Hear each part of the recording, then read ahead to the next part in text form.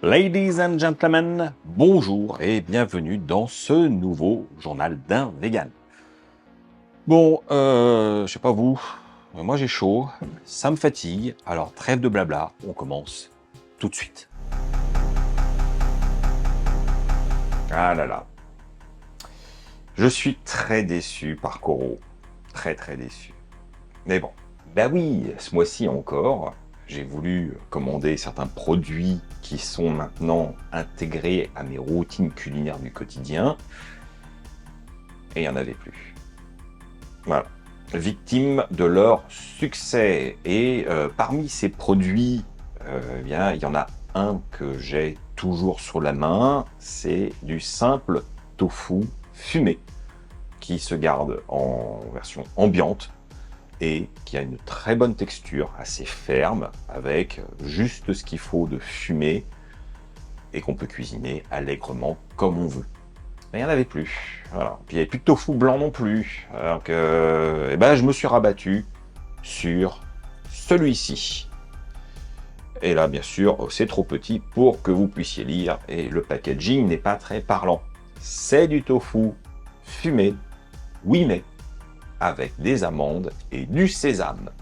Et ça, il faut que je goûte. À force, vous le savez, Coro est un fidèle partenaire de la chaîne qui soutient mon travail, et ça fait chaudement plaisir. Mais ça ne m'empêche pas d'être critique. Je suis curieux. Autant le tofu classique, voilà, je le trouve vraiment très bien. Pour justement du tofu ambiant, je trouve qu'il a des qualités que je ne retrouve pas dans d'autres marques qu'on trouve régulièrement en France.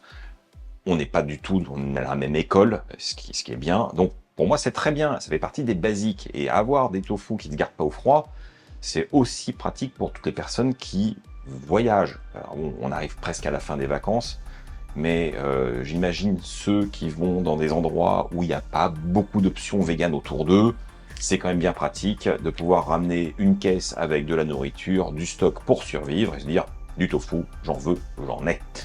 Bon, bah, c'est pas mon cas, hein. Moi je bouge pas, mais ça m'empêche pas d'apprécier le produit et le stocker hors de mon réfrigérateur qui est souvent bien plein. Allez, c'est parti. Alors on est sur un bloc de 200 grammes, ce qui pour moi est bien pour 2 personnes, ou seul, en goinfre, pourquoi pas, mais bon. Il n'y a pas d'ouverture particulièrement dite facile, ah si, non, pas vraiment. En fait, si, il y a bien une languette, mais comme beaucoup d'emballages de ce type, bah, vous avez beau tirer, ça se décolle pas. Donc, bah, j'ai utilisé des ciseaux de chez Coro. Je vous promets, j'ai pas fait exprès. J'ai pas fait exprès. Mais c'est vrai que nos vieux ciseaux étaient vraiment dans un piteux état. On les a changés quand on a vu qu'il y avait une paire de ciseaux de bonne taille et qui sont bien. Donc, c'est les ciseaux. Voilà, ils marchent. Revenons à notre tofu fumé, amandes et sésame. Le voici, le voilà. Ah, bon voilà, c'est un bon bloc. Il est vraiment bien ferme. Alors, quand on l'ouvre, il baigne encore dans un petit peu de jus. Voilà. Je l'ai bien essoré, et en fait, il reste bien ferme. C'est chouette.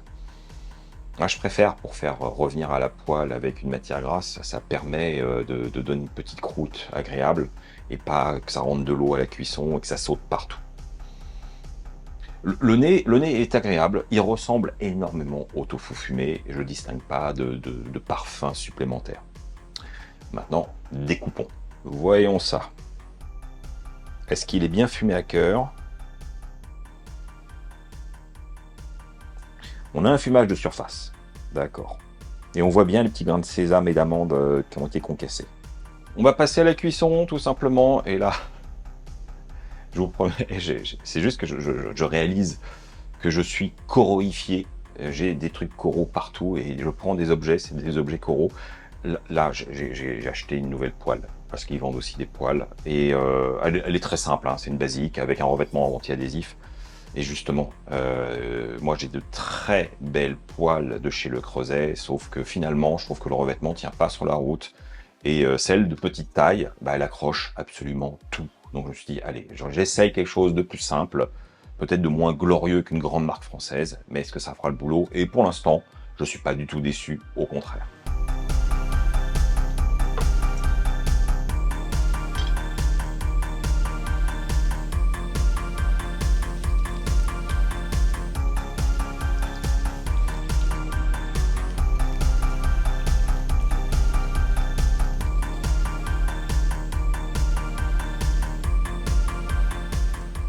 Et nous y voilà.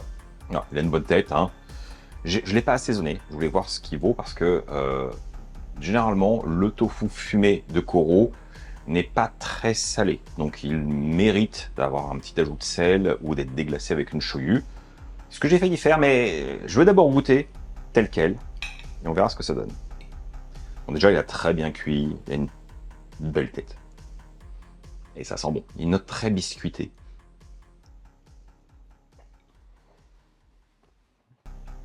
Ok. C'est assez conforme à mes attentes. La mâche est relativement ferme, mais ça reste souple sous la dent, c'est pas sec du tout. Cet ajout de graines de sésame et de petits éclats d'amandes, ça donne du contraste sous la dent, c'est assez chouette. C'est effectivement très peu salé en bouche, donc ça mérite d'être effectivement assaisonné par la suite. Et ce qui est plutôt bien, puisque je sais qu'il y a beaucoup de gens qui sont un peu sensibles sur le sel, et la majorité des tofu aromatisés qu'on va trouver dans le commerce, en magasin bio, sont bien salés. Moi, ça ne me dérange pas, au contraire, j'aime bien. Mais je peux comprendre que ça dérange. Là, au moins, vous êtes avec une note très légère. Ça peut vous arranger. Mais j'ai comme les repasser dans la poêle avec un peu de shoyu, hein, parce que ce sera mieux. Quoi qu'il en soit, le fumage est présent, mais n'est pas prégnant. J'aurais aimé un peu plus de fumage par rapport au tofu fumé. Voilà, celui-là est un petit peu en dessous. Mais il y a comme le goût sésame amande qui donne un petit truc. Donc c'est pas la même recette tout simplement. Et ça me plaît bien. Et en attendant que le tofu fumé classique revienne sur le site dans le catalogue Koro, je saurais m'en contenter parce que j'en ai pris carrément un pack de 6. Parce que quand vous prenez par 6, enfin par pack entier, c'est un petit peu moins cher. Donc il n'y a pas de petites économies. Et je savais que je prendrais pas un gros risque. Bon, juste histoire d'être corporate jusqu'au bout, sachez que à côté de ça, pour manger mon tofu, j'ai quand même préparé un petit déjeuner rapide. J'ai ouvert une boîte de lentilles brunes de chez Koro, que j'ai assaisonné avec du bouillon de légumes de chez Koro. J'ai rajouté du taina de chez Koro, que j'adore. Et puis notre tofu a été grillé dans de l'huile de tournesol de chez Koro. Vous me demandez souvent quand je parle d'huile neutre ce que j'entends par là. Généralement c'est l'huile de cuisson de chez Koro et il n'y en avait plus. J'ai pris l'huile de tournesol parce que je vois pas trop la différence, même si c'est peut-être au niveau de l'odeur. Celle-ci a une odeur peut-être un tout petit peu plus puissante que celle de cuisson. À confirmer. Et puis bien sûr, hein, comme je vous ai dit, je vais déglacer sans plus tarder mes morceaux de tofu avec de la shoyu de chez Koro. Je fais pas exprès. Je vous promets, je fais pas exprès. Donc voilà les amis, c'était le test du tofu fumé amande sésame qui est à mon sens conforme à ce qu'on est en droit d'attendre d'un tel produit à température ambiante. C'est vraiment le bon point d'équilibre entre la qualité et le côté pratique. Donc je valide. Et finalement, le fait qu'il n'y ait pas eu de tofu fumé m'a permis de découvrir une autre référence et j'en suis assez content. Donc bon, maintenant vous avez envie de découvrir tout ce dont j'ai parlé un peu malgré moi, mais c'est comme ça. Eh bien sachez qu'il est temps de profiter de mon code de promo qui vous donnera moins 5% sur votre prochaine commande. Et il suffit d'utiliser le mot Sébastien Cardinal tout attaché et vous aurez cette réduction. Profitez-en.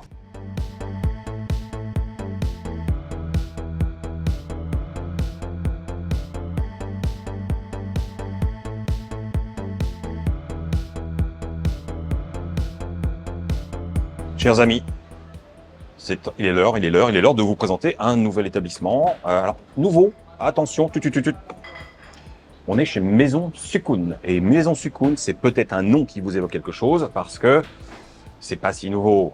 Moi-même, j'ai découvert, et je vous en ai déjà parlé, durant le confinement, au début du journal d'un vegan confiné, hein, le bien nommé, où j'avais été livré par Itik de différentes spécialités de la maison et j'avais adoré. On était vraiment sur une inspiration de cuisine indienne, fusion, un peu plus contemporaine.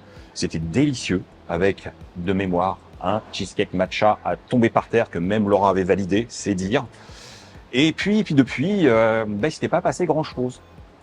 Et pour cause, le concept a changé. Ce n'est plus un restaurant. Nous ne sommes pas dans un restaurant officiellement. Nous sommes dans un coffee shop qui sert du café de spécialité et qui fait traiteur Donc, on va pouvoir avoir un petit lunch sympathique.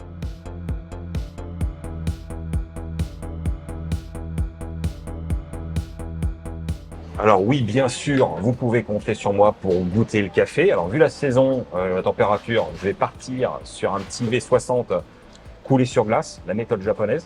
Ça me va. Pardon, j'ai. Et oui, alors il y en a un qui rit, parce que je ne suis pas seul dans cette aventure. Et devinez qui j'imite. Je vais partir sur un petit V60. Bon, alors avec la reste, Ferme-la. évidemment, c'est Ferme-la. joint une culasse. Voilà. Bon, voilà. Hard disque, messieurs, dames, parce que on aime manger. Donc on Et va manger.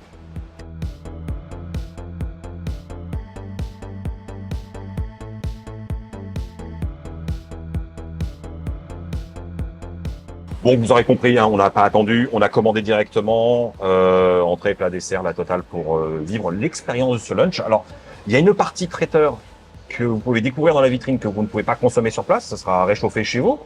Et une autre partie que vous pouvez déguster, comme nous, là, maintenant, tout de suite. Donc, Hardisk, il est parti sur un feuilleté chèvre végétal épinard. Et moi, j'ai pris le tartare d'avocat et mangue. J'aimerais partager une chose aux Cardinos. Je vais enlever mon micro pour partager cette chose. Et je n'ai pas eu encore d'expérience de fromage de chèvre vegan et encore moins des convaincantes. Et là, j'ai un petit friand aux chèvres. Oh, sexy. C'est extrêmement agréable à la texture et au bruit. Et j'ai très très hâte. Allons-y. Le tartare, messieurs, dames.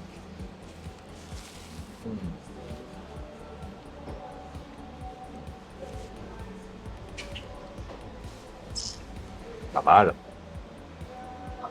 Alors, c'est assez original parce que, oui, vous avez le côté crémeux de l'avocat, mais il y a de l'échalote qui donne une certaine vivacité à l'ensemble et la mangue qui apporte la sucrosité. Alors, moi qui suis pas fan de sucré salé, j'ai pris un risque, mais ça s'équilibre parce que c'est plus le côté floral de la mangue qui remonte que...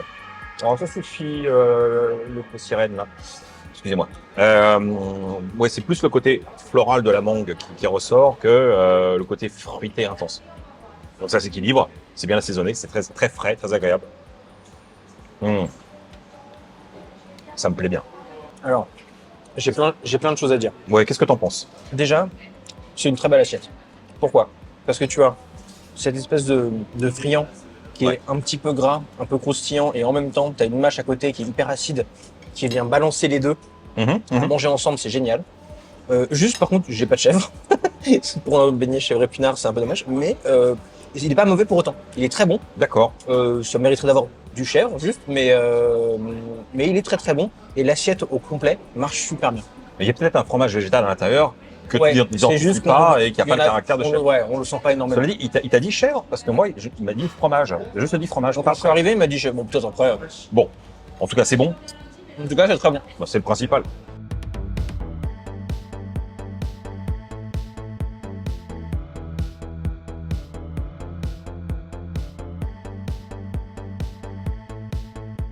Bon, après une entrée plus que convaincante et plaisante, on enchaîne sur le plat principal. Alors Hardisk a jeté son dévolu sur une salade de pois chiches quinoa avec différentes choses. Il va nous en parler.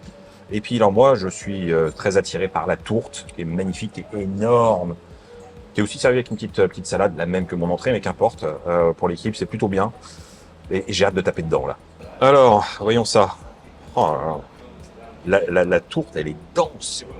Elle est dense. Je prends une très grosse bouchée, généreuse comme j'aime.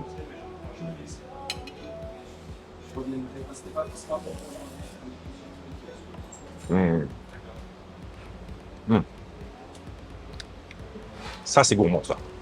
En gros, on a une base un peu de poulet végétal en simili, différents légumes, beaucoup d'épices différentes. La pâte feuilletée est super bonne. Il y a beaucoup de caractère qui se dégage. C'est délicieux. C'est délicieux. C'est un bon choix. Bonne pioche, comme on dit dans le milieu. Alors, cette salade de pois chiches. Alors, déjà, c'est merveilleux. Ouais. Mais pourquoi c'est merveilleux? Pour une raison extrêmement spécifique. Et tu vas nous le dire. Non. Ok, merci. En fait, c'est le genre de plat. Tu sais, c'est un peu comme un burger.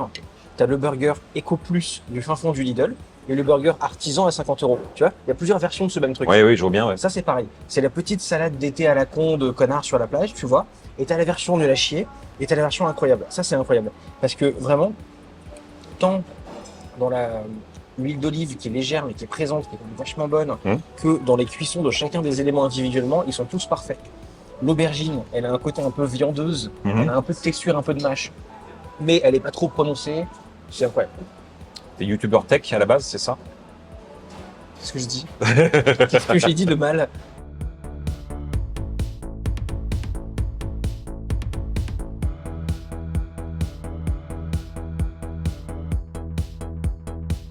Il est temps de passer au dessert. Alors, vous l'avez vu, il y a quelques cookies, mais il y a des beaux gros gâteaux. Hein. Et je vous ai parlé tout à l'heure du cheesecake au matcha.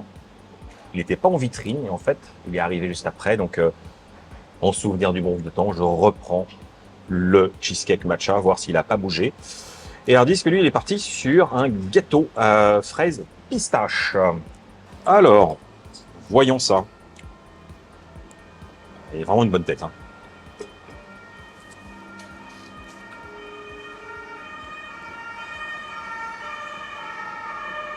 Ouais. Ouais. C'est dense. Il y a un côté un peu gras, très gourmand en bouche. Vraiment, la texture est superbe. C'est peut-être ce que je trouve le plus crédible en guise de cheesecake vegan à ce jour. Vraiment un très bel appareil. Et la croûte est assez épaisse. Elle donne de la mâche. Donc, ce qui fait un équilibre entre les deux. Et c'est pas fragile. C'est très plaisant, c'est très plaisant. Belle sucrosité sans excès. Et surtout, oui, le matcha est respecté. C'est très bon. Bon, je vois que tu es en train de le démonter, le gâteau, là. Je le casse en deux. Alors, le pistache fraise, c'est ça? Oui. Le pistache fraise, c'est un boxeur professionnel. Parce que il impose, mais il n'est pas violent. Ah, c'est beau ce que tu dis. Dans le sens où il est assez léger, il passe un peu tout seul. Super note sucrée de fin de repas, un peu sympa. Le biscuit ne se casse pas la gueule.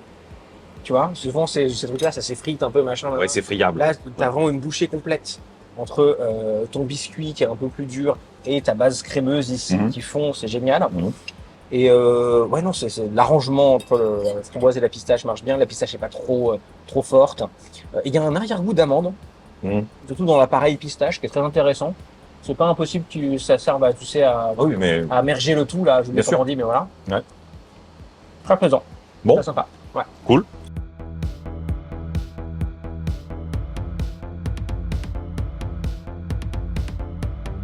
Bon, je vais finir sur mon petit café. Donc, comme je vous l'ai dit, on est sur un V60 qui a été coulé sur glace. Pour la saison, c'est bien. Et là, c'est parti pour l'éthiopien. Cheers.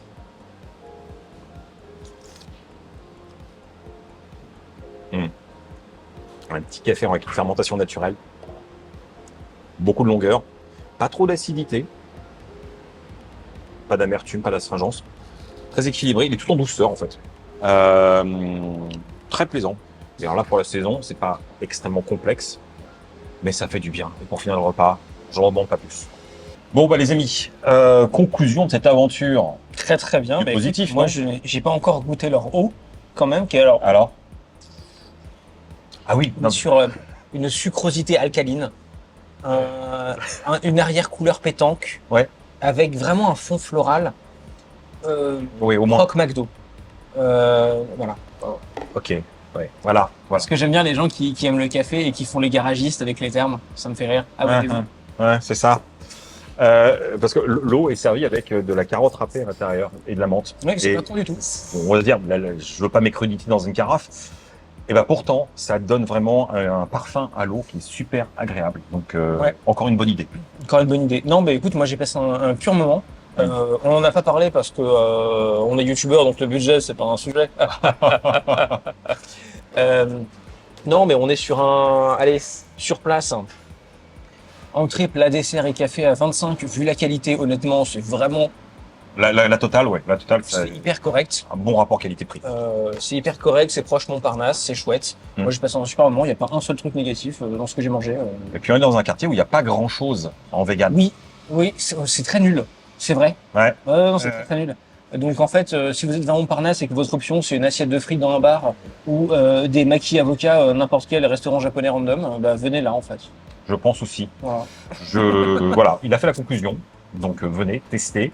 Et n'oubliez pas de me dire dans les commentaires ce que vous en avez pensé. Voilà, il n'y a plus rien à dire. Et mettez la cloche et les cardinos.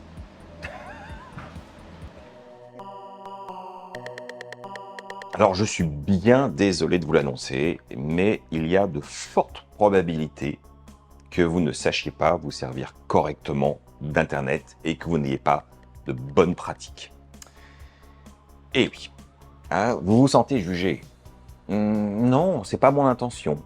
C'est plus l'idée de mettre à votre service mon expérience parce que je vois ce qui se passe autour de moi et je me dis, il y a comme un petit problème qui est du niveau de l'apprentissage, tout simplement. En effet, aujourd'hui, Internet est partout. On l'utilise a priori tous les jours, à un moment ou à un autre, que ce soit chez soi, tranquillement devant un ordinateur, sur une tablette, ou à l'extérieur, sur un téléphone mobile, enfin un smartphone plus précisément. Internet, a priori, fait vraiment partie du quotidien de la majorité des gens qui regarderont cette vidéo. Et pourtant, à ma grande surprise, je constate, au fil des discussions, qu'il y a plein de petites choses que les personnes qui sont des utilisateurs quotidiens d'Internet ne font pas ou ne savent pas. Je vais essayer de vous aider à y voir plus clair. J'ai listé environ une dizaine de points qui me paraissent importants. Et n'ayez pas peur, restez, regardez le sujet jusqu'au bout surtout, parce que vous risquez bien d'apprendre quelque chose ou prendre conscience qu'il y a quelque chose à changer. Alors la première chose qui est évidente, c'est choisir un bon navigateur. Et oui, c'est ce logiciel qui vous permet d'aller sur Internet. Il y a même des probabilités qu'en ce moment même, vous utilisiez un navigateur pour regarder YouTube sur votre ordinateur. Logique. À moins que vous utilisiez directement l'application YouTube sur votre smartphone ou l'application sur une Smart TV. Chacun fait en fonction de ses habitudes. Mais pour les gens qui utilisent effectivement un ordinateur au quotidien, le navigateur, c'est l'outil principal, c'est la porte d'entrée vers Internet.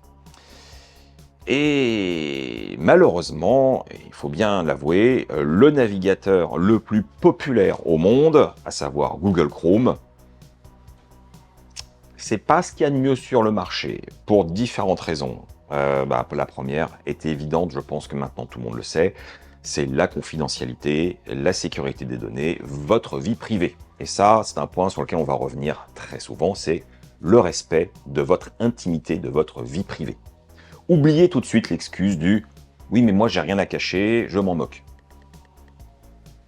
L'idée n'est pas savoir est-ce que vous avez quelque chose à cacher, mais est-ce que d'autres personnes ont le droit de savoir ce que vous faites de bien ou de mal? Ça ne les regarde simplement pas. C'est une question d'intimité. C'est exactement comme si vous laissiez les rideaux ouverts, les stores levés et que vous baladiez à poil chez vous. C'est votre droit. Personne n'a à savoir ce que vous portez ou pas à l'intérieur de chez vous. Eh bien, allez sur Internet, c'est la même chose. Utiliser Internet et ses services, c'est la même chose. Soyez prudents.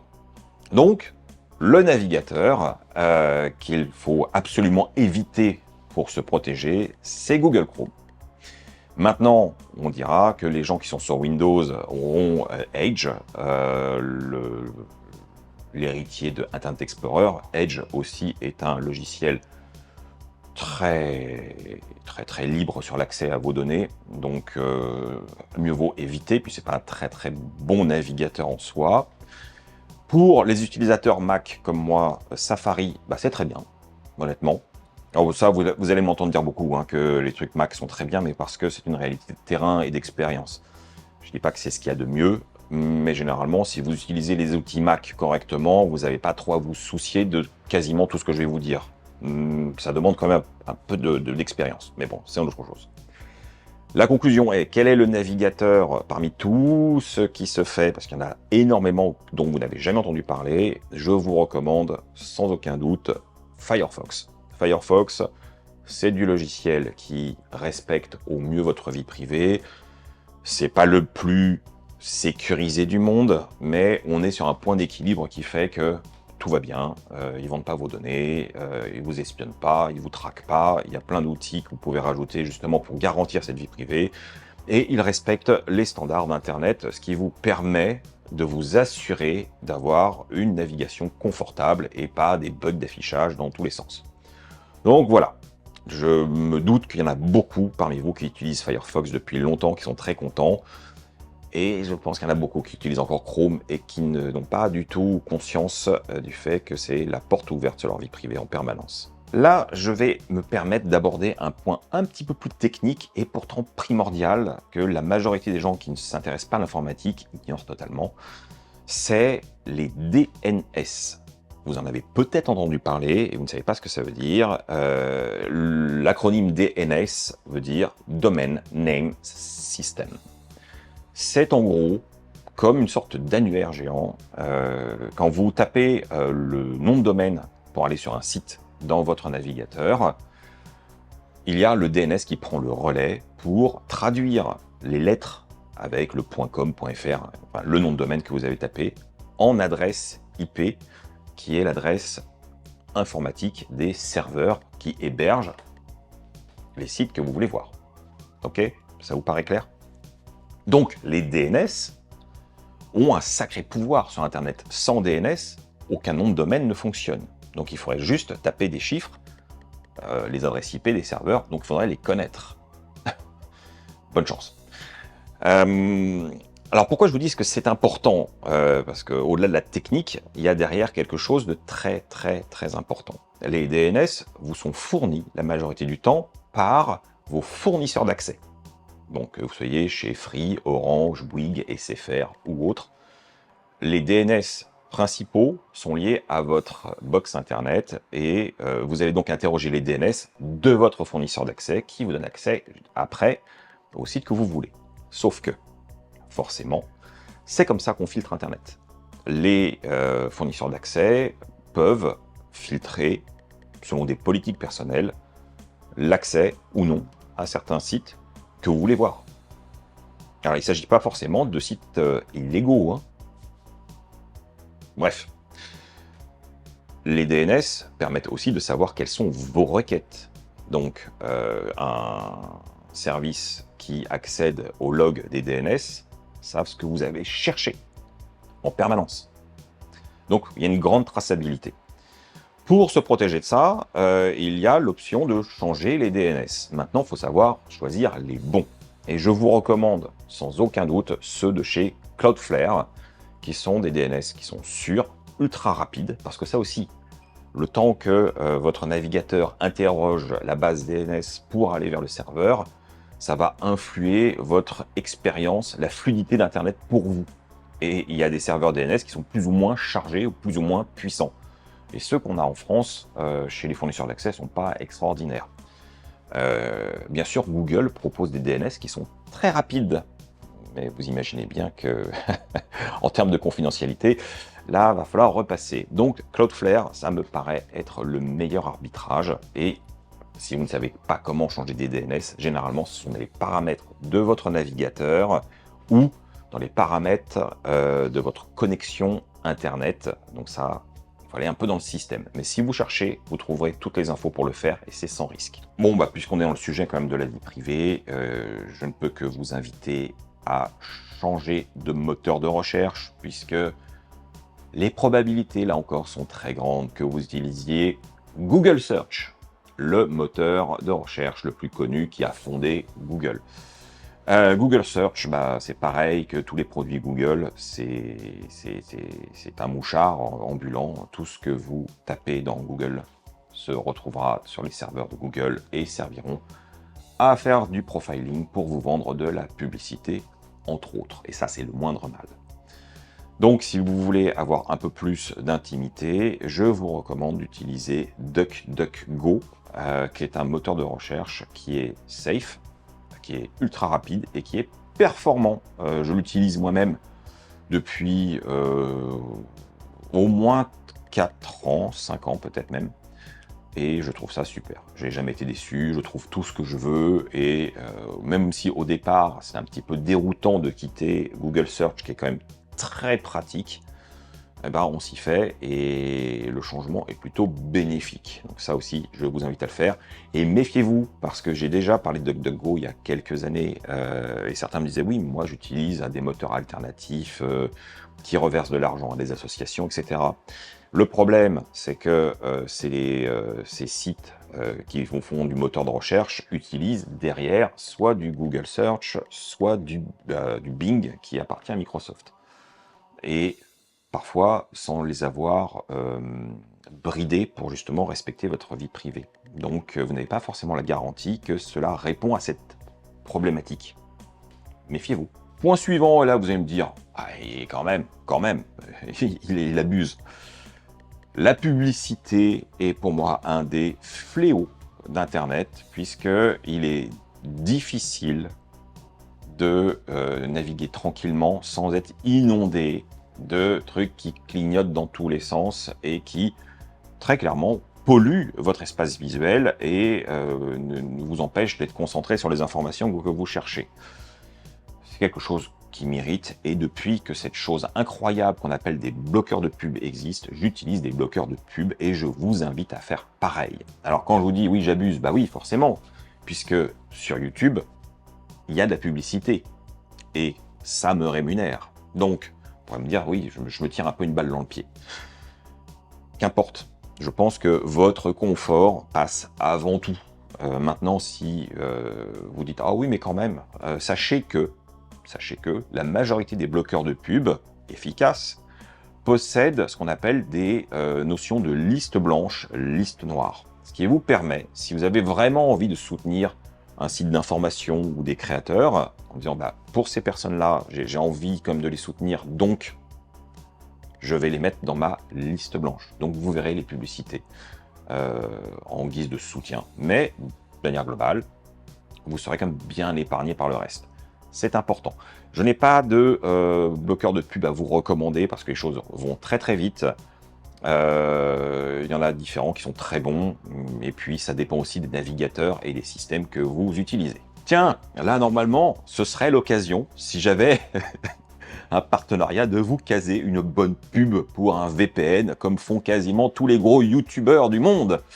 Parce que ça, vous n'y avez certainement pas échappé aux pubs, les partenariats pour des VPN, et on vous vend monts et merveilles grâce à des VPN. Et c'est très peu cher. Alors, on peut se laisser tenter. Est-ce que ça vaut la peine ou pas? Alors, techniquement, qu'est-ce que c'est qu'un VPN? Bon, je ne vous fais pas l'histoire, hein. Justement, dans les pubs, généralement, c'est techniquement bien expliqué. Mais concrètement, ça crée une connexion sécurisée entre vous avec un autre serveur distant localisé dans différents pays du monde. Et ça va masquer votre adresse IP, donc il est beaucoup plus difficile de remonter jusqu'à vous et surtout d'analyser vos habitudes, etc. Ça vous permet aussi d'accéder à des contenus géorestreints, ce qui peut être très pratique. Mais, la fonction principale que je vois, c'est sécuriser vos connexions à l'extérieur de chez vous. L'idée n'est pas simplement d'essayer d'être anonyme sur Internet. C'est juste que si vous vous connectez à des Wi-Fi publics, c'est le meilleur moyen de se faire hacker sa machine, faire déposer une vérole ou siphonner vos données. Si vous allez dans les coffee shops comme moi, vous savez que vous avez quasiment toujours du Wi-Fi. Vous ne savez pas ce qu'il y a derrière. Il y a des arnaques qui existent où vous avez l'impression de vous connecter à un Wi-Fi public alors que c'est une box déposée par une personne très malveillante et qui, voilà, siphonne vos informations. C'est pas la parano, hein, c'est une réalité. Je vous dis pas que c'est ultra courant, mais vous ne savez jamais. C'est pareil pour les hôtels, c'est pareil pour les gares, tous les lieux publics où il y a du Wi-Fi, c'est très tentant de s'y connecter, surtout en voyage, pour épargner un petit peu de data sur vos forfaits. Je le comprends, je le fais moi-même, mais jamais sans VPN. Jamais. Parce que c'est le seul moyen que vous ayez de vous protéger au minimum de ce genre de problématique de piratage. Voilà. Donc si vous aviez une seule bonne et unique raison d'avoir un VPN, c'est quand vous voyagez ou si vous travaillez à l'extérieur régulièrement de chez vous, faites-le. Mais même chez soi, honnêtement, moi j'en ai un, j'en suis très content et je l'utilise presque en permanence parce que dans mon VPN est inclus un bloqueur de publicité assez puissant, ce qui m'épargne effectivement encore plus de pubs qu'avec le simple bloqueur dans le navigateur. Donc c'est un petit peu ceinture bretelle, mais je vois la différence. Donc je suis très très content de cette option. Cela dit, voilà, le VPN pour moi ça fait partie des basiques, même si je trouve que c'est vraiment en déplacement que ça a une valeur ajoutée essentielle. Bon, là c'est pas évident parce que je sais, la majorité des gens utilisent des adresses mail gratuites, style Gmail, Outlook, Yahoo, etc., etc. Il y a pléthore d'adresses gratuites pour les messageries et c'est chouette. Et c'est chouette. Mais ça pose un gros problème, c'est que ces messageries, elles sont pas du tout sécurisées, elles sont très souvent piratées et même pire, on va reprendre encore. Vous allez dire, je tape beaucoup sur Google, mais il y a de quoi. Il y a de quoi. Gmail, ce n'est pas un secret, c'est dans les conditions générales d'utilisation. Google scanne le contenu de vos messages, de vos conversations, pour des fins publicitaires. Voilà. Il n'y a aucune intimité en utilisant une adresse Gmail. Donc, quelle est la solution?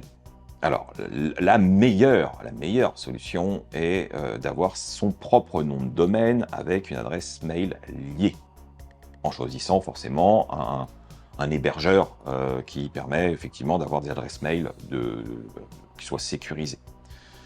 Moi, c'est mon cas, puisque j'ai mes noms de domaine. Cardinal.fr, je l'ai acheté. Donc, j'ai un hébergeur sur lequel je mets mon site web et parmi les services, j'ai l'adresse mail qui est incluse. Donc, je peux créer des adresses mail @cardinal.fr à gogo. Voilà, là je suis en sécurité, je suis chez moi, sur un serveur que je gère. Ça demande peu de connaissances techniques, mais il y a quand même un minimum à comprendre. Et je comprends que ce n'est pas pour tout le monde. Si vous pouvez, faites-le. Il y a même des options maintenant chez les hébergeurs où il n'y a pas de site web. C'est juste un service mail. Vous achetez un domaine et vous le paramétrez sur un serveur de mail distant. Point. Donc vous pouvez le mettre dans n'importe quel logiciel intégré à votre ordinateur. Ça marche très très bien et généralement vous pouvez aussi les consulter en ligne en version cloud. À voir. Maintenant, si vous avez peur de ce genre de système et que vous n'avez pas du tout envie de dépenser d'argent, ce qui est tout à fait compréhensible, je vous recommande l'option basique de ProtonMail, qui est un service chiffré, ultra sécure, sur des serveurs suisses. Et le seul cas où ils pourront accéder à vos données ou les sortir de leur serveur, de les déchiffrer, ce sera en cas d'enquête judiciaire où il y aura un ordre spécifique. Autant dire que, voilà, à moins d'être un malfrat recherché par Interpol, ça va être... c'est pas pour vous le problème. Donc c'est safe. C'est safe. Pour le commun du mortel, pour tous les jours, c'est safe. L'autre option, là on revient sur les services Apple, vous pouvez avoir des adresses gratuites quand vous avez un appareil Apple pour votre compte iCloud et vous avez une adresse iCloud. Là aussi, c'est très sécure, il n'y a pas de problème, à condition, comme pour tout service, d'avoir des mots de passe forts, uniques, avec la double authentification. Et ça, c'est valable pour tout. Et voici venu le temps du conseil paradoxal par rapport au sujet que je viens d'aborder. Faites l'inverse. Ouvrez-vous une adresse Gmail uniquement avec des fausses informations qui ne vous servira qu'à une chose. Vous connecter à des services ou à des forums ou à donner une identité qui n'est pas reliée à vous. quelque chose de totalement faux. Créez-vous un avatar de protection. Donc dans ce cas-là, vous pouvez utiliser un mailer gratuit puisque vous ne communiquerez avec personne. Il y aura juste vos identifiants, vos logins pour aller sur des services quels qu'ils soient. C'est exactement ce que je recommande de faire pour toutes les personnes qui, là, tout de suite maintenant, n'ont pas de compte sur YouTube parce qu'ils ne veulent pas que Google sache quelles sont leurs préférences, quelles sont leurs habitudes et les sujets qui les intéressent, ce que je comprends. Eh bien, vous créez une adresse bidon avec des informations bidons et vous pouvez vous connecter et donc vous abonner à la chaîne de toutes les personnes que vous appréciez, laisser des commentaires et interagir. Ce qui est quand même super cool et c'est très important pour nous soutenir parce que les gens qui regardent sans être connectés, c'est gentil, mais ça fait un peu voyeur qui regarde à travers le trou de la serrure et qui n'ose pas rentrer. Vous voyez ce que je veux dire? Sujet suivant qui est intimement lié à l'autre, et j'ai une certaine logique dans mon cerveau, je ne sais pas d'où je sors ça, mais vous allez voir, je vous recommande le plus vite possible d'arrêter d'utiliser les connexions rapides automatiques grâce à vos identifiants Facebook ou Google. Si vous utilisez Gmail comme compte principal, je veux dire. Si vous utilisez ma technique d'avant, ça va, ça restera quand même assez safe. Il faut savoir que quand vous utilisez une connexion avec Facebook, Meta sait exactement sur quel site vous allez et quel est l'échange de données. C'est pas du tout sécurisé.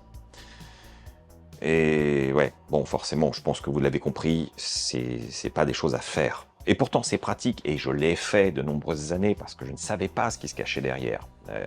Parce que comme vous, je ne m'intéressais pas au sujet et puis je voyais pas le mal.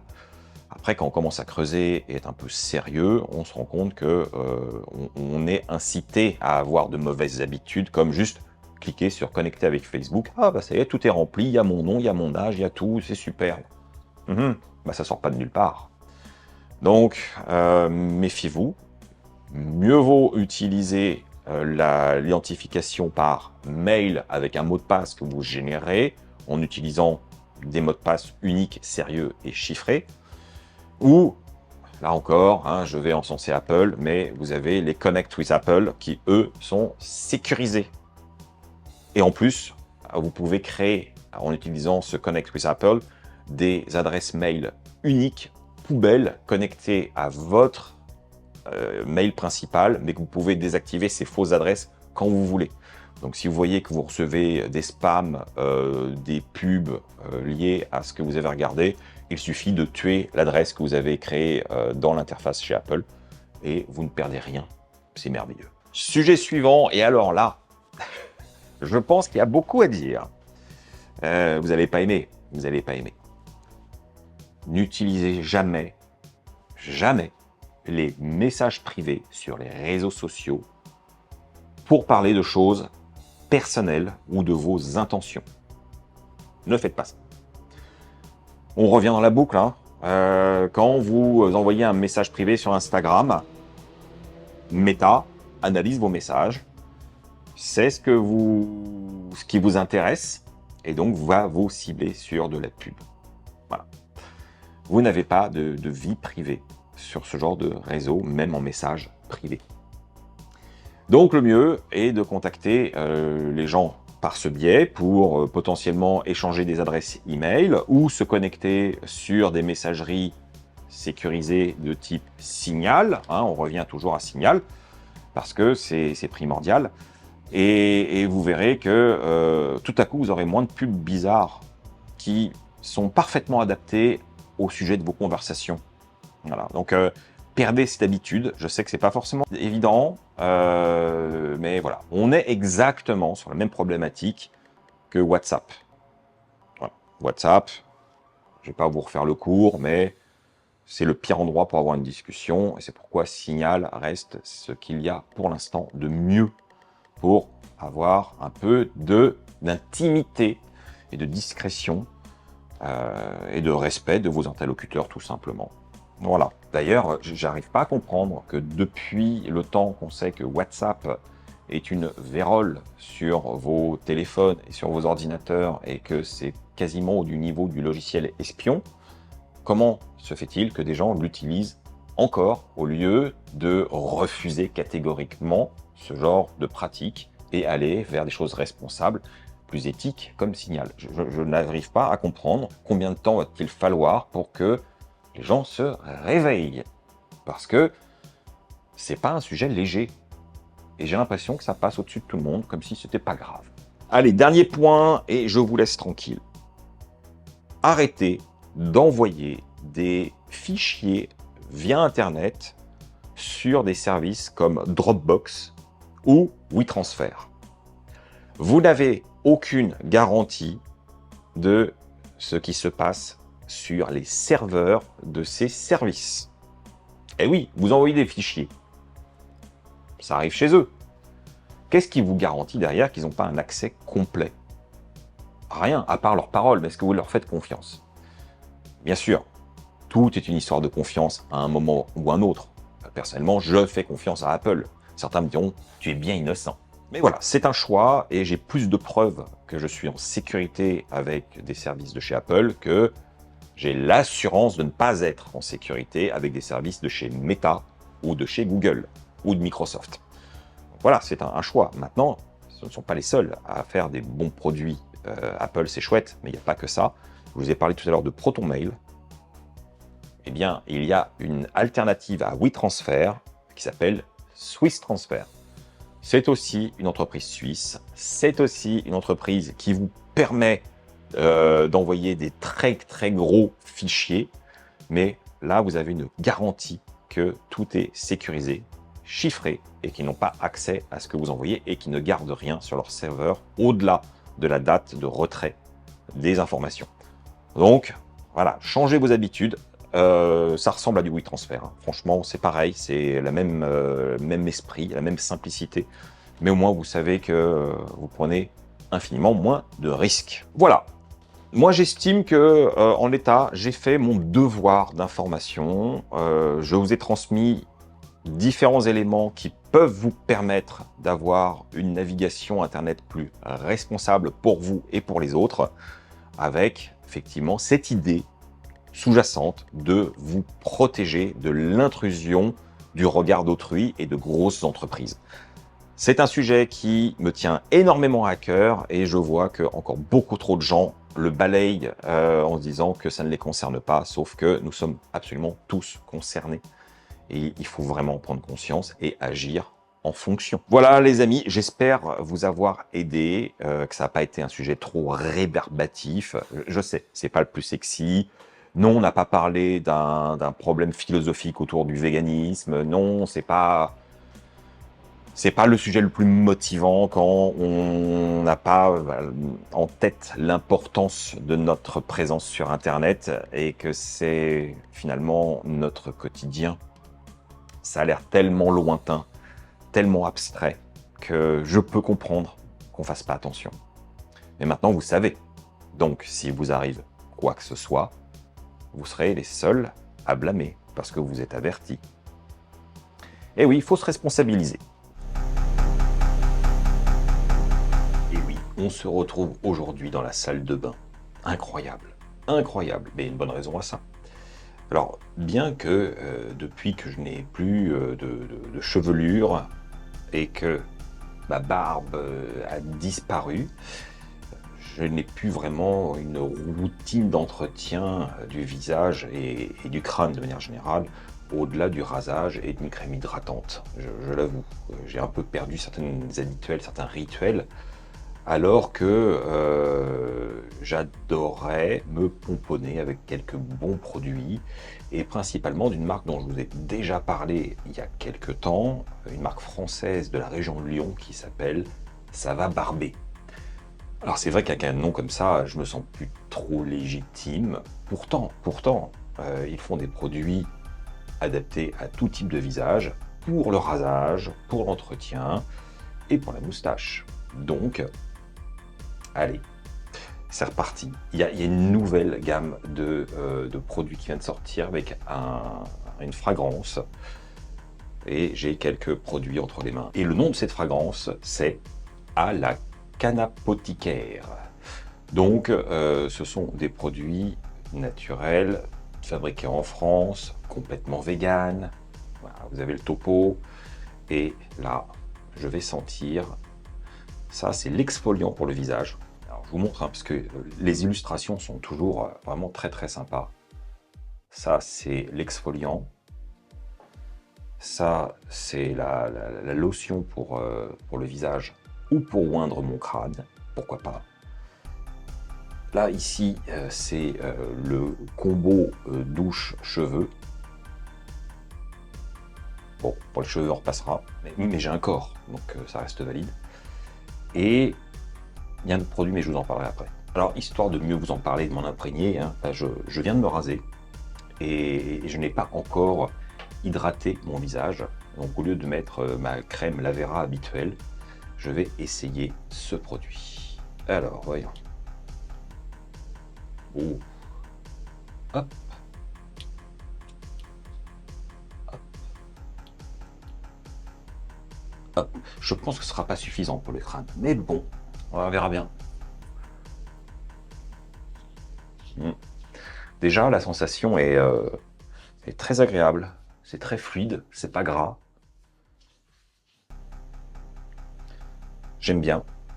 Et l'odeur est assez puissante en première approche, comme ça, en première application. C'est vraiment très chouette. J'aime beaucoup la sensation, c'est frais et à la fois ça donne des notes boisées, c'est très aromatique. Voilà, c'est ma routine beauté. Incroyable, hein. Voilà. Bon, alors effectivement pour le crâne, c'est un peu limite. Je pense que 2 pompes, ça pourrait suffire. Ouais, quoique, bien étalé. Mais bon, si on veut nourrir en profondeur, je pense que 2 pompes, ce sera pas exagéré. Mais sinon, juste une petite touche sur chaque partie du visage et pour le front, ça devrait suffire pour la majorité des physionomies. Alors bon, je vais pas utiliser devant vous l'exfoliant, parce que de toute façon, là, c'est pas vraiment le moment. Mais je vais quand même le sentir. Regardez à quoi il ressemble. Ah oui, on est sur une crème. Je dirais presque une crème dessert. On a à peu près le même nez, un petit peu moins fort, et on voit bien qu'il y a plein de petits grains, un peu bruns, pour pouvoir faire un exfoliant assez efficace et virer les petites peaux mortes et aider les points noirs à partir. Donc c'est plutôt chouette. Je l'utiliserai de temps à autre. C'est vrai qu'un exfoliant, il ne faut pas en abuser non plus, pas plus d'une fois par semaine, a priori, de ce que j'en sais. J'ai pas trop l'habitude d'utiliser un exfoliant. Donc on verra bien ce que ça donne, je vous en reparlerai, voir si je vois un résultat intéressant. Puis bon, voilà, le gel douche, il a exactement la même odeur que la lotion, donc on est sur une gamme qui est cohérente. Reste à voir si l'odeur est prégnante ou si elle commence à disparaître. Là, j'ai l'impression de moins la sentir, ce qui est plutôt bon signe, parce que si on commence à avoir une odeur qui nous suit toute la journée, je suis pas trop fan. Et enfin, dernier produit qui intéressera certaines personnes, j'en suis certain. Je l'ai là. Ceci est une cire à moustache vegan, bien sûr. C'est à la Téméraire, la cire du Téméraire, cire à moustache, qui a été développée en partenariat avec le champion de France de moustache, et qui est barbier lui-même chez 5/8e, qui est un salon de quelle région d'ailleurs? Bourgogne, je crois. Ouais. Voyons ça. Alors, comme toujours, hein, c'est présenté avec, dans son petit tube métallique avec un médiator pour pouvoir prélever la cire sans avoir à gratter avec les ongles, ce qui est beaucoup plus malin. Je vais en prélever un petit peu. Généralement, il n'en faut pas beaucoup, hein, selon la superficie que vous avez à faire tenir. Généralement, un rien. Ça devrait suffire amplement pour ma moustache, vu qu'elle n'est pas bien grande. On chauffe la cire entre les doigts, avec des petits arrondis comme ça. Et après, on gaine. Alors moi, je tortille vers l'extérieur, systématiquement. Ça fait longtemps que je ne me suis pas fait une belle moustache. Bah oui. Parfois on a envie, parfois on n'a pas envie. J'ai envie parce que j'ai un produit de qualité qui me permet de le faire. Efficace, n'est-ce pas? Alors les amis, petit bilan de fin de journée. Bah, comme vous pouvez le voir dans la caméra, la moustache, elle a pas beaucoup bougé. Elle a vraiment une bonne tenue sur la durée, il y a quelques heures. Bah, alors, j'ai pas compté exactement, mais je pense qu'il y a bien 6 7 heures depuis que je l'ai appliqué. Bon, bah voilà, ça bouge pas et il n'y a pas de rigidité désagréable, elle reste souple, mais la tenue est impeccable. Donc je valide la formule, franchement, c'est super. Voilà, alors quant à la fragrance du baume, honnêtement, l'odeur disparaît en allez, 3 quarts d'heure, 1 heure. Alors ça laisse un léger voile, bien sûr. Ah oui, c'est normal. Mais c'est pas entêtant, ça domine pas la journée et c'est très bien. C'est ce que je voulais. Un voile d'élégance, mais pas quelque chose qui tabasse les narines toute la journée, ce serait insupportable. Donc très bien, je suis ravi. Donc, vous savez forcément ce que je vais vous dire, c'est que si vous aimez les bons produits pour la barbe, pour la moustache, des produits pour nous, les hommes, eh ben, ça va barber. Ça me paraît être une marque plus que recommandable. Je l'ai déjà largement expérimenté selon les huiles et différents produits depuis de nombreuses années, et j'y reviens toujours parce que bah voilà, ça me correspond. Les fragrances correspondent aussi à mon caractère, c'est très très important, mais elles sont toutes super agréables et avec un soin très naturel dans ces notes. Moi, j'aime vraiment beaucoup. Et si vous en voulez, eh ben, c'est pas hyper bien distribué. Par contre, vous avez toutes les informations sur le site web en barre d'infos, comme il se doit. Bon, on va pas se mentir, il fait particulièrement chaud. Et encore, je pense que je ne suis pas tant à plaindre en étant à Paris, parce qu'il suffit de regarder une carte météorologique en ce moment pour constater que la moitié de la France vers le sud, c'est plus la même histoire, c'est vraiment beaucoup trop chaud. Bon, courage à vous si vous subissez, mais ça n'empêche pas que pour moi c'est déjà trop. Et une petite sensibilité sur la question, vous le savez. Alors là, pour la recette que je vais faire là maintenant tout de suite, on va aller sur un peu plus de crudité, de fraîcheur. Le travail, ça va être la sauce et les protéines. Pour le reste, on est sur un assemblage de légumes. Voilà, simple, efficace. Mais je pense que vous apprécierez.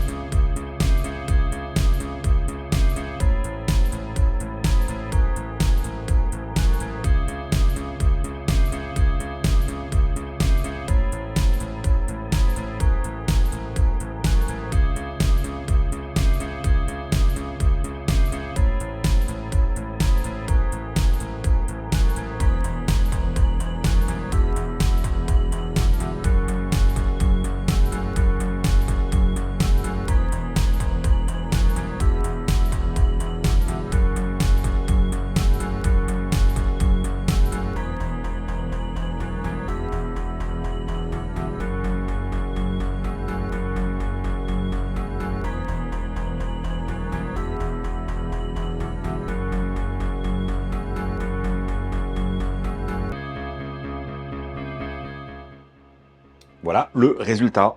Simple, rapide, hein. Un peu de découpe, et puis bah, surtout la cuisson des protéines de poids par réduction pour la concentration des arômes. Allez.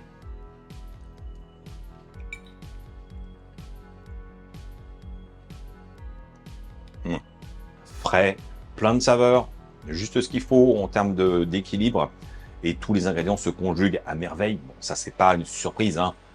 Salade, tomate, feta végétal, concombre, une petite sauce avec du za'atar, et les protéines de soja un petit peu plus corsées, bah forcément, ça se paraît bien. Enfin, j'ai rien inventé de génial. J'ai juste mis tout ensemble. Et c'est très bien. Et j'espère que ça vous donnera envie de le refaire chez vous, parce que c'est quand même hyper facile et c'est adapté à la saison. Bon, bah ça c'est fait. Voilà, c'est une fin de journal. Bon, j'espère que vous avez passé une très bonne semaine. Et avant de vous quitter, je tenais à remercier du fond du cœur les nouveaux tipeurs qui se reconnaîtront. Certains d'entre vous ont été particulièrement généreux, j'avoue. Je trouve ça très très agréable d'être aussi soutenu financièrement par vous. Pour ceux qui le peuvent, bien sûr, ne vous sentez pas potentiellement coupable parce que vous ne pouvez pas. Hein, chacun fait en fonction de ses moyens. Mais pour ceux qui le font, bah franchement, merci. Merci. Voilà, ça c'est dit. Bon, par contre, vous pouvez toujours me soutenir de différentes manières. Hein, c'est important, même si c'est pas de l'argent. Et on se retrouve la semaine prochaine pour de nouvelles aventures. Tchuss!